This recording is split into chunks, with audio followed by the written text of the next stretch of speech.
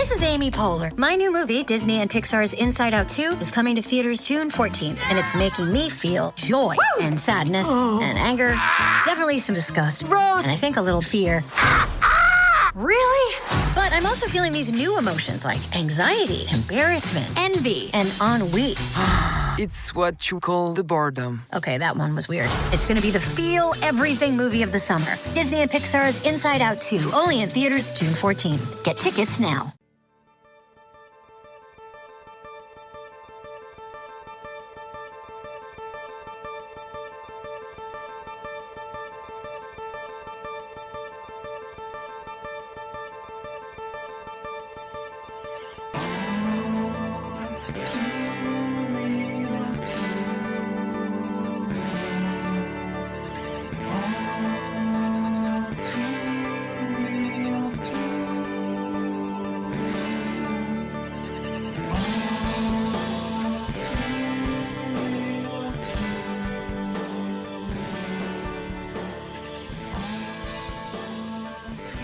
Okay, everybody, welcome to the latest episode of All Too Real 2.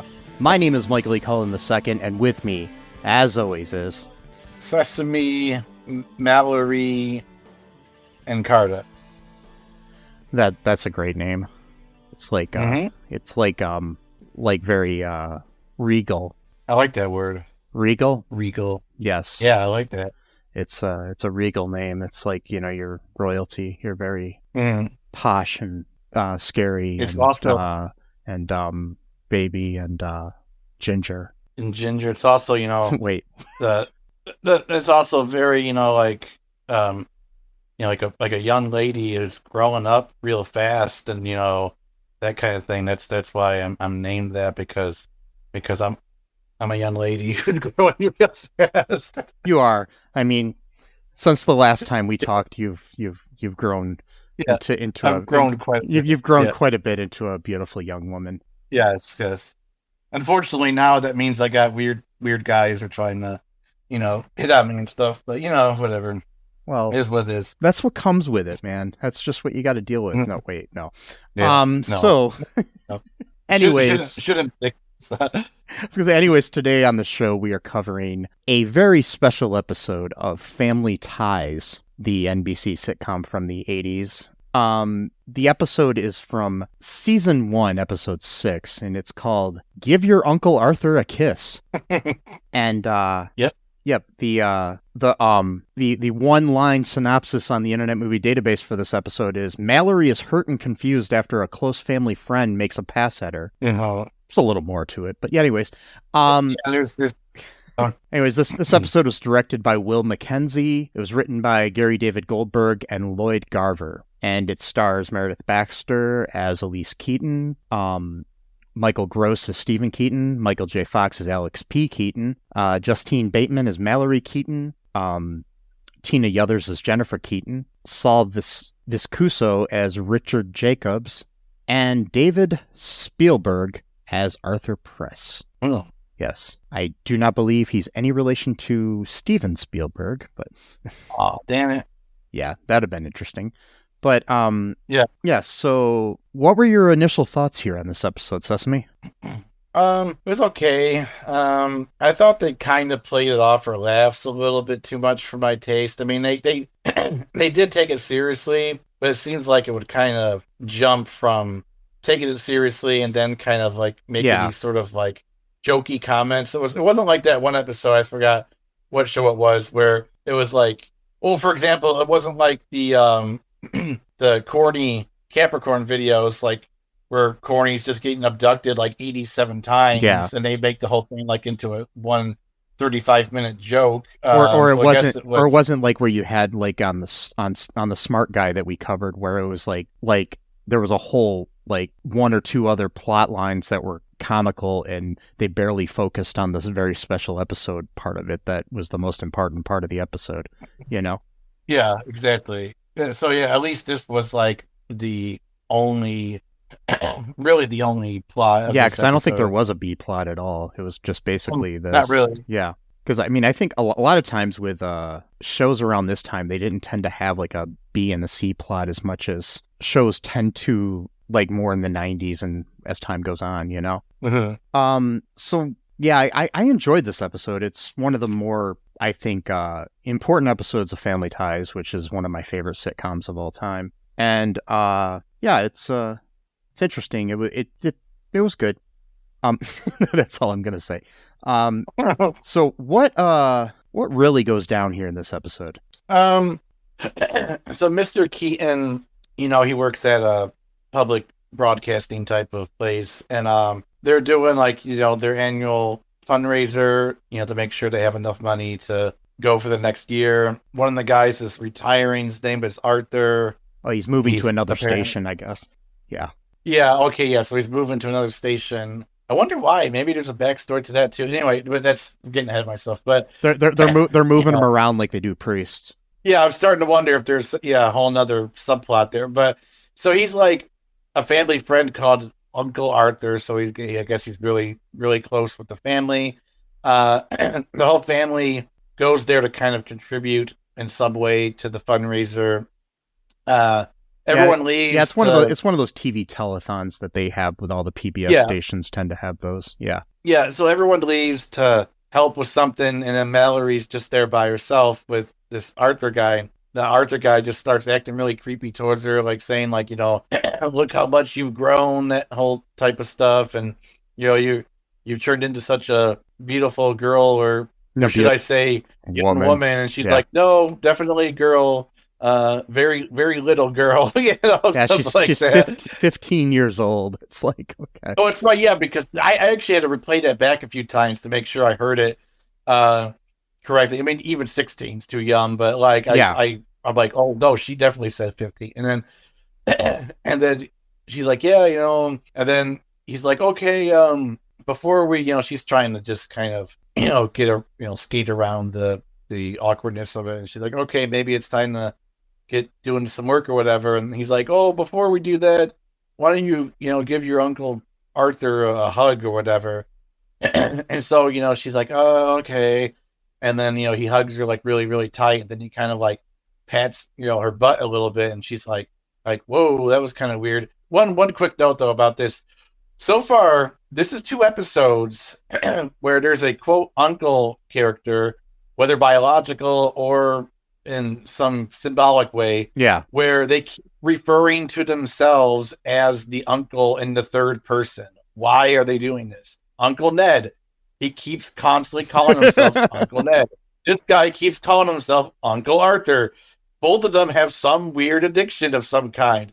Ned, it's alcohol, and with Arthur, it's underage girls, and it's just like, what the fuck? I was around I think Ned's problem's a little bit better to have, you know.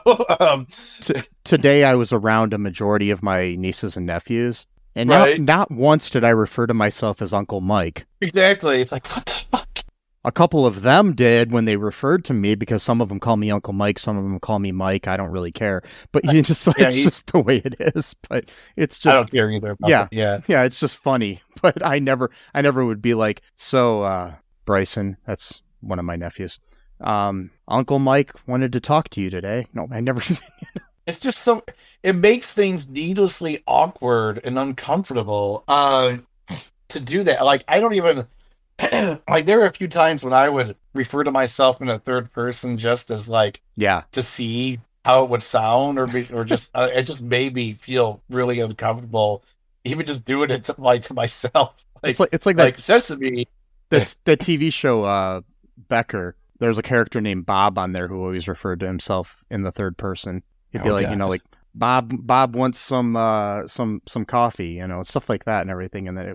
There was an episode, I've been watching it again, rewatching it recently, and there's an episode where Linda, one of the other characters, just says, Linda wants, you know, or Linda something, she starts referring to herself in the third person, and everybody looks at her weird, and she's like, so Bob's the only one that can do it? So it's like... Right, exactly. That's another great show, Becker. Yeah. It was good until the last couple of seasons, honestly. But when they... maybe we'll address that show some other time, but when they unceremoniously fired Perry Farrell from it for some reason, and Terry Farrell, sorry, not Perry Farrell. Perry Farrell's the guy from from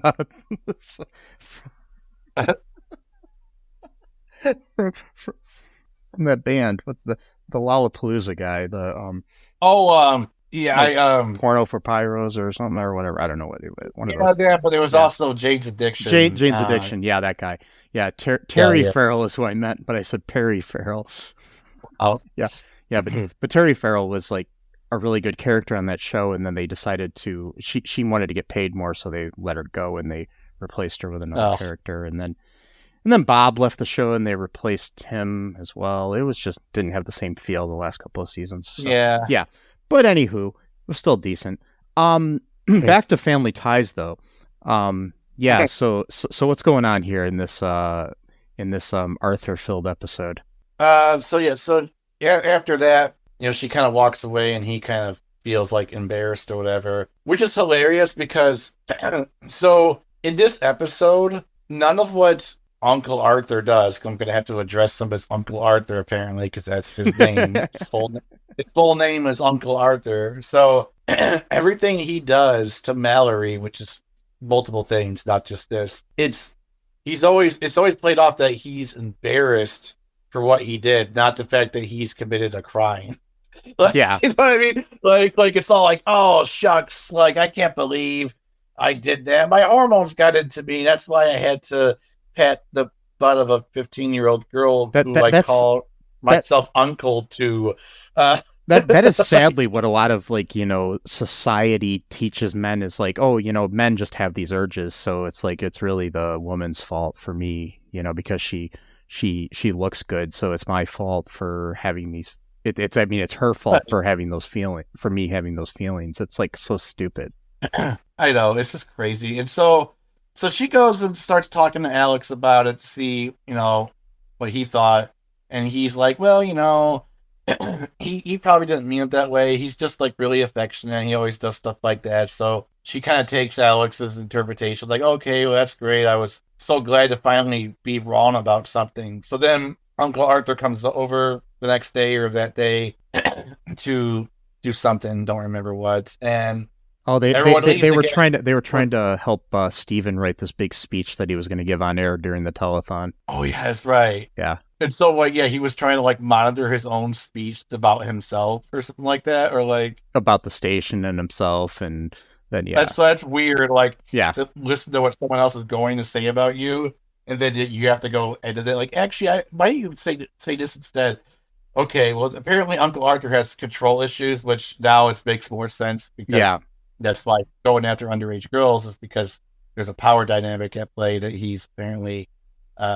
And we actually learned later on about a little bit of his personal history that kind of sheds a light on some of that, but that's going further ahead. So so everyone leaves again. They're in the kitchen or something, and it's just him and Mallory again, which is like, okay, this is weird. And so he apologizes to her, and he's like, hey, I didn't mean anything by that. I was just, being affectionate, and I was just kind of like, remembering when you were a kid or whatever, because sometimes people will pat someone's bottom as a kid. It's not meant as a sexual, you know what I mean? It's just but that's whatever, but when somebody's like 5, but, it's a lot different than when they're 15. Exactly. So that he was kind of using that as an excuse, or his sort of his reasoning. And so she's like, oh, it's no problem, whatever. So then he goes to try to hug her again, but this time he ends up kissing her on her lips. And it was this was right after you apologized for doing something inappropriate, and you were saying that the intention of said inappropriate act was different than how it came out, and then you're going to follow that up with doing an actual thing that there is no other interpretation for. Yeah, it reminds me of the war in the Middle East. Anyway, so exactly, Uncle Arthur is Israel, and no, sorry. Oh, yeah. And Mallory's Palestine. No. Yes. That's terrible. And so she tells Alex again, hey Alex, it happened again, but this time he kissed me. Is that normal? And he's like, no, it's actually not normal. That's there is something going on. So maybe go talk to mom about it. So then she talks to her mom. Elyse says, yeah, that happened to me too when I was around your age. A friend of the family or a relative did the same thing to me, or something similar or whatever. He grabbed her inappropriately or something. Yeah. That this thing is way more common than people might think it is, and things of that nature. And she says she's gonna go, she gotta go talk to Arthur himself and not have her husband do it. What's his name again? I always forget his Stephen. name.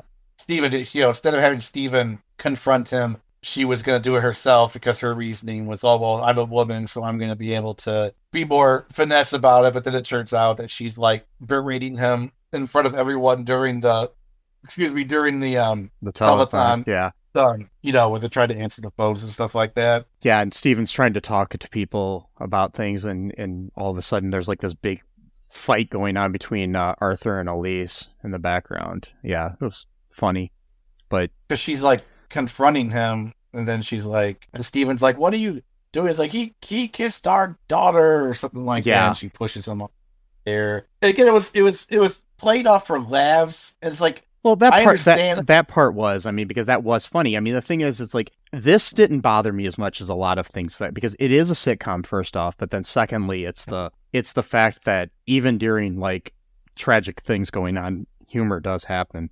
And it wasn't over the top, really. It wasn't like they all of a sudden, turned into like, the Three Stooges or something. It just was kind of a fight, not like, not like pies in the face or something, No, that's what I mean. It's like played off for laughs, but it's like half of what you would get from like another show. So that's what I'm trying to say. It's like it's sort of like this.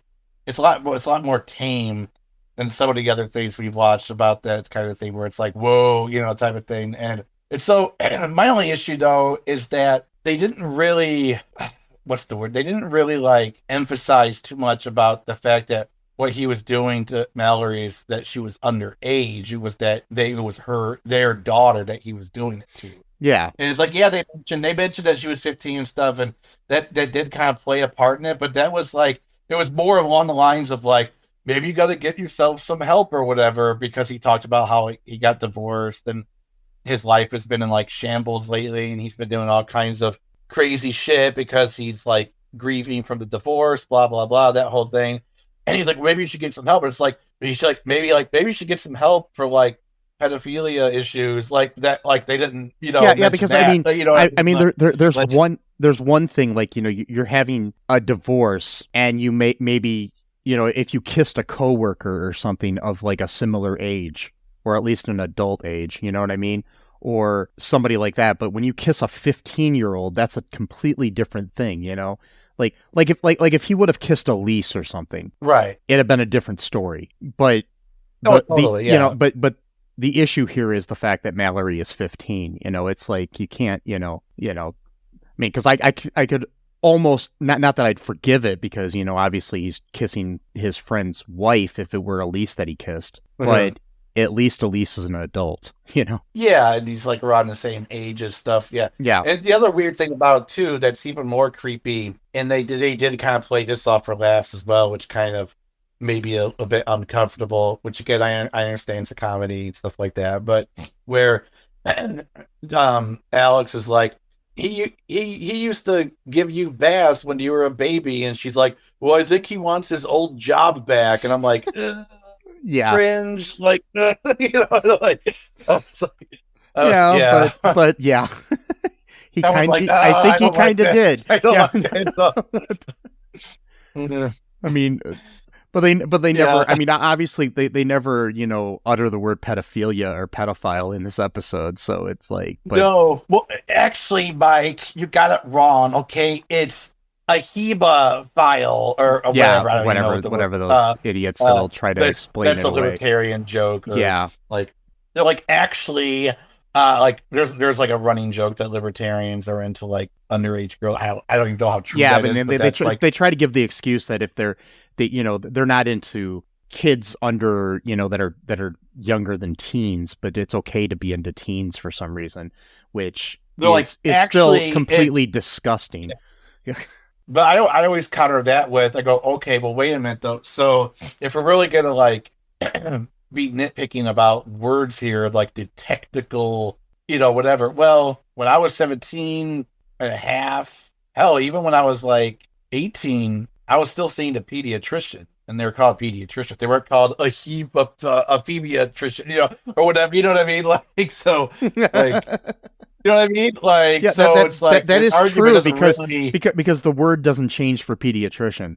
That's what I'm saying. So it's like that doesn't the argument doesn't really fly very far, But I was just joking about that. But like technically, she was 15, and I mean technically, when I was an adult, 16. I drank some Pedialyte once. So I mean, I don't know if that's bad. Well, exactly. That's actually not that bad. But it's like it's like Gatorade kind of. But yeah. And so they kind of play that off for laughs. Even like when they confronted him at backstage during the telethon, it was just like the sense of like, oh, I'm really embarrassed about this, and I'm really sorry, and they're like, oh, you should get yourself some help. But it was like that. It was sort of implied that the help was more like getting your life together type of help, not the fact that you're kissing underage girls. Like, you can get both kinds of help, sure. I mean, like, if you need both. There's no major follow up or anything, and Elyse or Steven isn't like, dude, you got to get help for that. And it's like, honestly, they could have the dude arrested for kissing a 15-year-old, I think. So that's what I'm saying. Like, he actually committed real crimes. Like, yeah, I mean, any other. I mean, it's weird when it comes to like subjects like this, especially back then. I mean, I was a kid back then, so things like this weren't treated, I think, in the same, with the same kind of kid gloves as they are today. But, it's like it would be like, well, if he had like stabbed Mallory, they would definitely call the cops. But he kissed her, so it's okay. It's like, what the heck? Yeah. I know. This is so... It was weird about that. Well, what's even more weird about that is that the actress who played Mallory, what's her name? Justine Bateman? Yeah. The sister of Jason Bateman. Yeah. She actually looked like she could have been like 15 for real. Like not just acting as a 15-year-old. She may have been pretty young. I don't know how old she was at the time. And so that just kind of made it even more like real in the sense of like, oh, like that's what that actually would look like for real. Like not someone playing the part, but like yikes, and just but just like the violation aspect of it too. And I do think that Justine Bateman did play that aspect of it too, of just like the sort of feeling of embarrassment and like not really knowing what to say or how to react to it, and just kind of feeling like talking about it would just make things even more awkward, that kind of stuff. And then sort of just breaking down and crying out of nowhere, which sometimes that's what happens when something traumatic happens to you. You just kind of hold it in for a while, and then suddenly you'll say something and a certain word will trigger it, and you'll just start bawling your eyes out or whatever. So she was kind of doing that. And it made like, again, like they play it off for laughs, but there were some like emotional moments in the episode too. If I did the math right, she was like 16 at the time that they filmed this. Okay. So then they just had a guy kiss a... Was it even legal to do that on a set? That's what I'm wondering. Oh my God. Well, let's do a documentary quiet on the Family Ties set. Well, on that's the thing. Like on some of these Nickelodeon shows, like I've seen like things that like these people that were on like some YouTube channels and stuff. Like there was this girl on that Naked Brothers band show, which is a really weird name for a show anyways. That's really weird. The name of the band is the Naked Brothers for some reason. I think that they're a family band, but it's like weird. But this one girl on there, she literally had, I think, her first kiss in her whole life when she was like, she was under a teenage. She was like a teenage age, like maybe like 14 or something at the most. They had her kiss like this guy who was like 33, and that was literally her first kiss, not just on screen, but because like the actor was playing like an older teen or something, but he was actually, I guess, 33 at the time or something. Like I don't know if that's the right age, but he was at least an adult. It's like there's so many things like that throughout the 80s, 90s, even throughout the 2000s. Yeah, like there is this movie called I think the Young Turks. I mean, I have issues with them, obviously, but like the Young Turks did a story, I think it was like 2 years ago, where Anna Kasparian and her husband were like, they were talking about this kind of issue or whatever, about like media and how, sometimes, when it comes to children, there's like borderline moments, like maybe Yeah. they shouldn't do that type of thing. And her husband was like, he's like, yeah, like there was this movie actually a long time ago called My Father the Hero or something like that. Oh Had yeah. some French. It like It, this said like a it's an 14-year-old actor. Yeah. it's an American film, but it starred Gerard Depardieu as the dad of it was what's her face from, she used to be on Grey's Anatomy. Anyways, but I don't know go her ahead, name. go ahead. Yeah, I'll look it up. But yeah, go ahead and tell the story. Well, it's just that the movie's about he's like a recent divorcee, and he's on vacation with his 14-year-old daughter who's kind of sulking around because, you know, her parents split up or whatever. Catherine Heigl. That's right, Captain Heigl. And so she's like, part of the plot is that she's trying to like woo like this guy who's also like vacationing. This guy's like way older than he is. I don't know if he might be a lifeguard or something, I don't remember, but he's there. And so she's trying to, you know, get his attention or whatever. So then she gets the idea to pretend that her dad is her boyfriend or husband or whatever. And then like the ongoing quote joke throughout the movie is that like everyone is like whispering about like, that's super weird, isn't it? Are they even allowed to be doing that and all this kind of stuff? And I'm like thinking to myself, I'm like, no one at any point has called the cops at any point in this movie. Like, if you're all whispering about it, if you're all like gossiping about it, how come no one's picked up the phone and be like, hey, I think there's like a 50-year-old dude here who's like dating like a 14-year-old. Maybe like you should come and interview them. Like, you know, this movie was made twice as well. Gerard Depardieu was in it. They made it in as a French language film, and then they made it again as an English language film. Yeah, like 3 years later. Same actor, French guy playing it twice. And then there's this scene. Oh God, so cringe. I remember seeing this movie actually when it came out. Yeah, I barely remembered any of it until they started talking about it, and I was like remembering like tiny little bits and pieces. Like I remember at one point the guy like got like a cramp in his leg when he was like swimming in the ocean or something, like I don't remember something. Yeah, she had to like save him. I remember like tiny little bits of things because frankly I was not interested in the plot. I thought it was stupid. I guess I just didn't care. And my parents probably forced me to watch it with them because they couldn't find a babysitter or whatever, you know, type of thing. And so, but there's this scene where they're doing like a talent show or something, and he goes on a piano and he plays his song called "Thank Heaven for Little Girls." I'm like, oh my God, like, I'm like, why are they doing this? Like, it's just so. But like again, they played this shit up for laughs. Like they knew what they were doing. Mm-hmm. Like me as a kid, it just went over my head type of thing. But like now as an adult, I'm like, there's no way they didn't know that they weren't implying something. You know what I mean? Like that's just well, I mean, it was like, but and then there's like, I mean, that thing, it was like even part of the plot. But like then there's also like, you know, like that sleepover movie we covered once where some of the actors in that were like close to 30 years old, like kissing teenage girls. So yeah. Yancey and the, what was it called? Yancey and the, what band was it we came up with? I don't remember. I don't remember. But still. We got the sleepover. We got the teacher who's like in his 30s.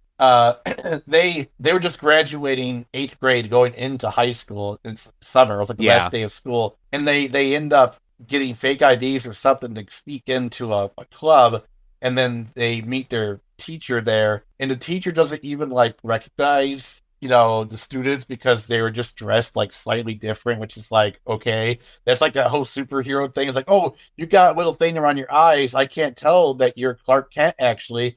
You're not Clark Kent, whatever, you know. And so, but then like when he does recognize her, he's still like, wow, or whatever. Yeah, I mean, it's just, there's crazy stuff like that all over Hollywood. It's just, so it's like, I guess, you know, something like Quiet on Set is a good thing that they are able to bring light to some of that. But like this plot in, to think about it though, this Uncle Arthur, I mean, David Spielberg was born in 1939, mm-hmm. and Justine Bateman was born in 1966. And so that would be what, 27 years older or something like that? Yeah, something like that. Yeah. So I'm not good at math. Me either. So it's like, yeah. That's fucking weird though, man. People age 27 way years. More hardcore. Yeah. People age way more hardcore back than they do now. I was thinking that guy was like at least 40 years older than she So, you know what I mean? Like people age just so. But regardless, worse, he was way back then. going at 30 years older than her, so it's like insane. I know.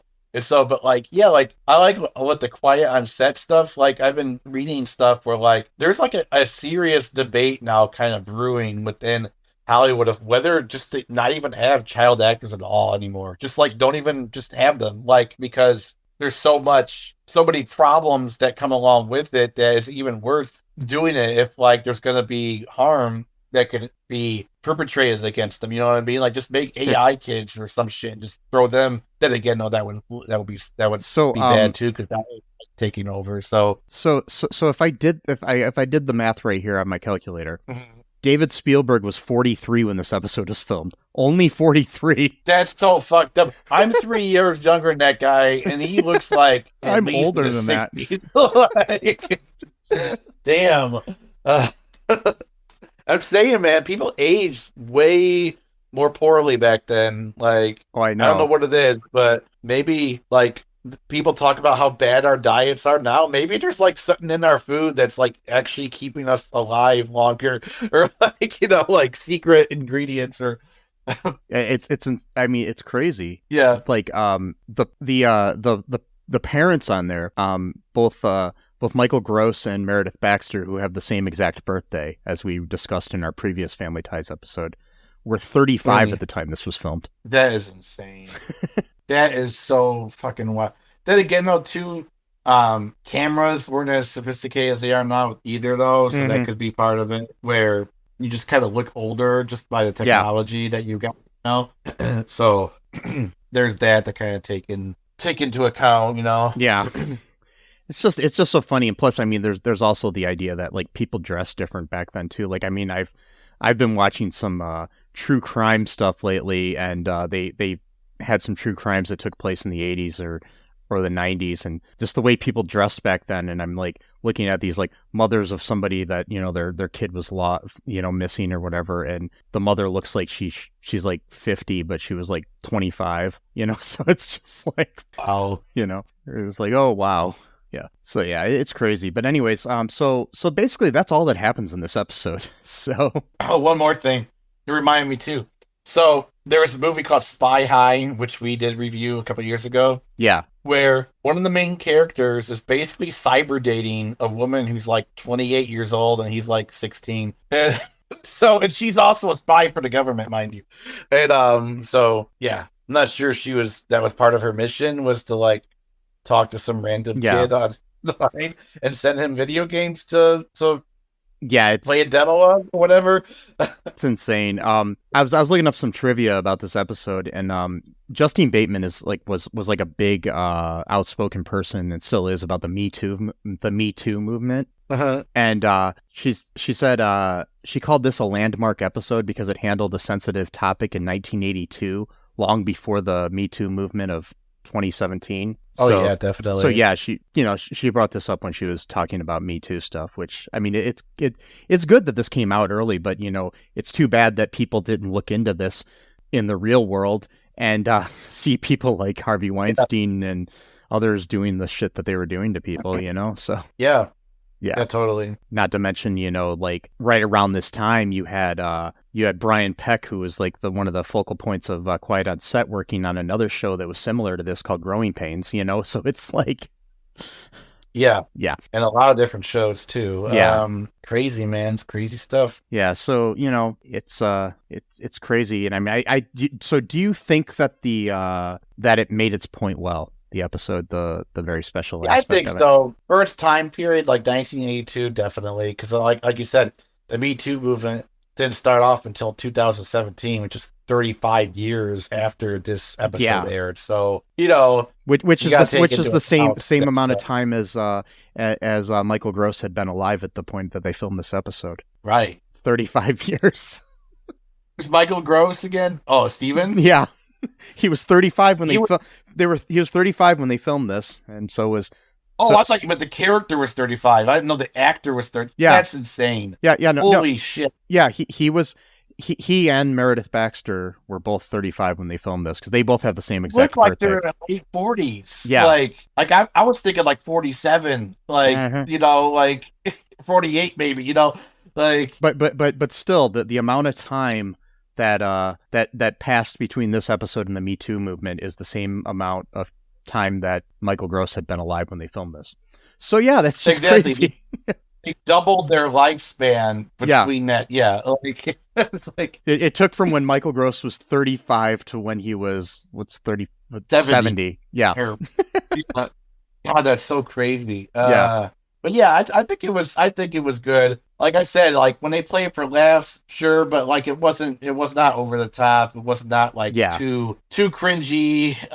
It was they kind of had to do it a little bit because that was just the nature of shows back then. That when it came to serious topics for like a comedy, you could only be too serious. You had to at least throw in some comedy. You couldn't just have like because the Degrassi High episode where like there's all kinds of shit happening. Like we've said in previous very special episodes, this is a sitcom, so it's not like it is a comedy show. It's not like a drama where you could be completely serious in a like episode of Dawson's Creek or 90210 or Degrassi, but you can't in something like this or Saved by the Bell or whatever.